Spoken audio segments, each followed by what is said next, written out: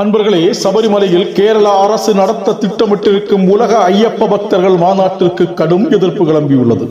கடந்த ஆண்டு பழனியில் தமிழக அறநிலையத்துறை சார்பில் முருக பக்தர்கள் மாநாடு நடத்தப்பட்டது. இதே மாதிரியில் சபரிமலையில் ஐயப்ப பக்தர்கள் மாநாட்டை நடத்த கேரள அரசு முடிவு செய்துள்ளது. இதற்கு ஹிந்து அமைப்புகள் கடும் எதிர்ப்பு தெரிவித்துள்ளன. இது குறித்து ஹிந்து ஐக்கிய வேதியின் முன்னாள் தலைவரும் பாஜகவின் மூத்த தலைவருமான கும்மனம் ராஜசேகரன் கேரள அரசுக்கு சில கேள்விகளை எழுப்பியுள்ளார்.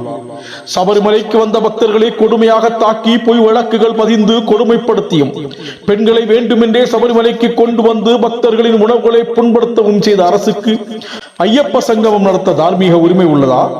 சபரிமலை ஆச்சார பாதுகாப்பிற்காக போராட்டம் நடத்திய ஆயிரக்கணக்கான அப்பாவி பக்தர்கள் மீது பதிவு செய்யப்பட்ட பொய் வழக்குகளை வாபஸ் பெறாத கேரள அரசு நடத்தும் ஐயப்ப பக்தர்கள் மாநாடு பக்தர்களுக்கு விடுக்கப்படும் சவால் அல்லவா? சபரிமலையில் அன்னதானம், மருத்துவ சேவைகளை செய்ய தன்னார்வ அமைப்புகளை அனுமதிக்கவில்லை.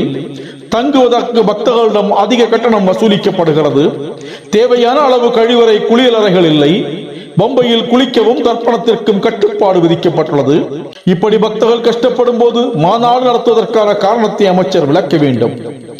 சபரிமலையை நிர்வகிக்கும் சுதந்திர அமைப்பான தேவசம் போர்டை அறிவிக்காமல் மாநாடு நடத்துவதாக அறிவித்தது முறையான செயலா?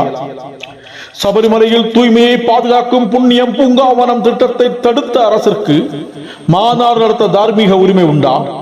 சபரிமலை ரயில் பாதைக்கு கடந்த 25 ஆண்டுகளாக நிலம் கையகப்படுத்தாமல் மாநாடு நடத்துவதில் ஆத்மார்த்தம் உள்ளதா? இக்கோ ஸ்மார்ட் திட்டம், ஜஸ்டிஸ் சந்திரசேகர மேனோன் கமிஷன், ஹரிவராசனம் திட்டம் போன்றவற்றில் வழங்கப்பட்ட சிபாரிசுகளை செயல்படுத்தாமல் மாநாடு நடத்துவதில் என்ன பலன்? மதசார்பற்ற அரசின் ஒரு அமைச்சராக ஹிந்து கோயில் பக்தர்களின் மாநாட்டுக்கு அழைப்பு விடுப்பது அரசியல் சட்டத்திற்கு எதிரானதல்லவா? இதுபோல் உலக கிறிஸ்தவ இஸ்லாமிய மாநாடுகள் நடத்துவீர்களா? மத்திய அரசு ஒதுக்கிய 100 கோடி ரூபாய் சபரிமலையில் பயன்படுத்தவில்லை.